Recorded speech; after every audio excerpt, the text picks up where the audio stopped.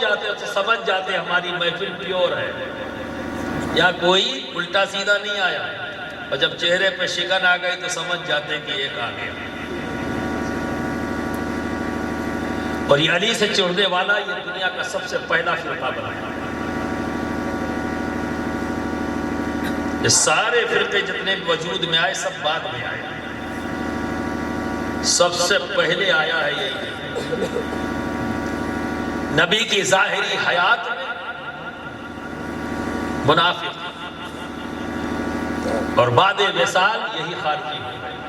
نام بدلے ہیں، ان کی فطرت نہیں بدلی، اور فطرت جلدی بدلتی بھی نہیں، کسی کی فطرت جلدی نہیں بدلتی۔ کبھی فطرت بدلتے دیکھا ہے؟ نہیں۔ بلی کو چاہے جتنا دودھ پلاؤ، مرغی پا جائے گی تو جھپٹ کے حملہ کر ہی دے گی، کیونکہ اس کی فطرت ہو شکار کرنا۔ تو یہ سب فطرت والے ہیں، یہ بدلیں گے نہیں۔ اور یہ سب سے پہلا فرقہ بنا جو جماعت سے الگ ہوا ہے۔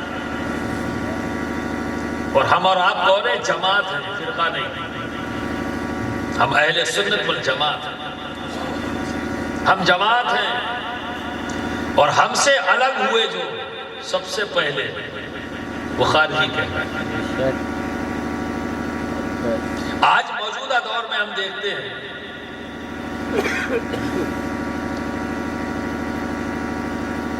جو اہل سنت سے نکل کر فرقے بنے، وہابی تبلیغی کے نام سے جانتے ہو، جماعتی کے نام سے جانتے ہو، حافظی کے نام سے جانتے ہو، ہے نا؟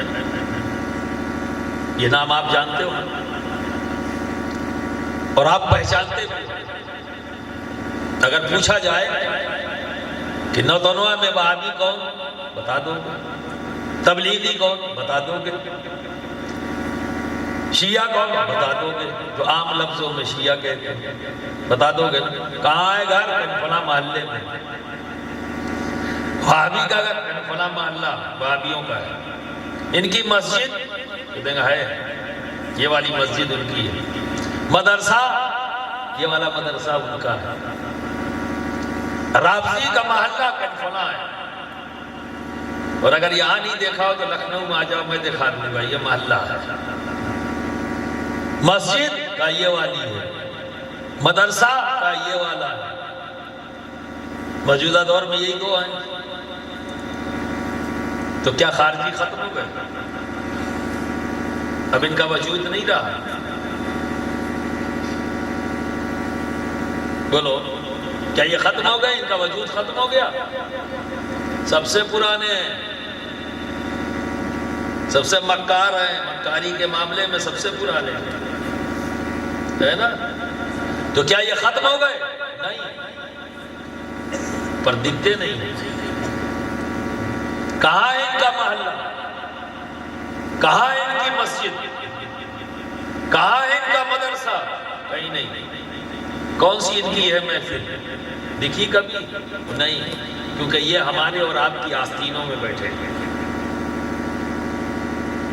یہ سچائی ہے، یہ ہماری آستینوں میں بیٹھے ہیں، یہ ہمارے مدرسوں میں بیٹھے ہیں، یہ ہماری مسجدوں میں پہنچ جاتے ہیں، یہ ہماری محفلوں میں پہنچ جاتے ہیں، ہمارے اسٹیج پہ پہنچ جاتے ہیں۔ جب بولتے ہیں تب سمجھ میں آتا ہے، اور جب پلٹ کر دیکھو تو زبان سے فوراً نکلتا، ارے ہم تو انہیں سنی سمجھتے تھے۔ یہ ہے آستینوں میں چھپے ہوئے۔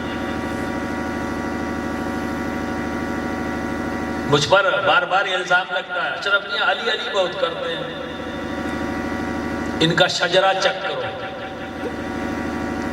جیسے ہی یہ پوچھتے ہیں میں سمجھ جاتا ہوں کہ اس کا شجرہ کیا ہے۔ جیسے ہی یہ سوال ہوتا ہے میں سمجھ جاتا ہوں سوال کرنے والے کا شجرہ کیا ہے۔ رہی بات میرے شجرے کی تو 650 سال سے چھپا ہوا نہیں، چھپا ہوا ہے۔ پر تیرا شجرہ چھپا ہوا تھا، سوال کر کے تیرا شجرہ چھپ گیا کہ تو کون ہے۔ اور میں کیوں کرتا ہوں؟ میں نے جواب دے دیا، کہ میں کرتا ہی اسی لیے ہوں کہ میں یہ جان سکوں کہ جس محفل میں بیٹھا ہوں، جس اسٹیج میں بیٹھا ہوں، وہ پیور ہے کہ نہیں۔ اس لیے میں علی سے شروع کرتا ہوں تاکہ مطمئن ہو جاؤں کہ سب اپنے ہیں۔ کبھی کبھی دکھتے ہیں مجھ کو، ادھر دیکھتا ہوں سامنے دیکھتا ہوں، دکھ جاتے، پہچان بھی لیتا ہوں، اچھا یہ آ گیا، تبھی اور زوردار ہوتا ہے، تو رخ بدل جاتا ہے۔ تو برادران ملت اسلامیہ، کسی کی دھونس میں مت آنا۔ یہ دین محمد عربی کا دیا ہوا دین ہے، کسی کے باپ، سمجھے نا؟ بالکل ڈرنے کی بات نہیں، کسی کی دھونس میں آنے کی ضرورت نہیں ہے۔ علی علی خوب جم کے کرو، لیکن علی والی بھی کرو، خالی نعرے مت لگاؤ، خالی نعرے مت لگاؤ۔ علی نے کیا کیا ہے اسے جانو اور اس پر عمل کرو۔ جس نے علی کو دل میں بسا لیا، محبت کر لی، وہ دنیا سے کامیاب جائے گا، لیکن یہ محبت فقط زبان سے باہر نہ نکلے، یہاں سے ہونی چاہیے، دل سے۔ اور جو دل سے محبت کرتا ہے اور علی علی کرتا ہے تو وہی ولی ولی بنتا ہے، کیونکہ جب تک علی علی کرو گے نہیں، ولی ولی بنو گے نہیں۔ لیکن فقط آواز یہاں سے نہیں آنی چاہیے، گلے سے، یہاں سے آنی چاہیے۔ سنجیدگی اختیار کرو، محبت کرو۔ دیکھو مجھ سے قبل کتنے سنجیدہ انداز میں فضائل علی بیان کرو۔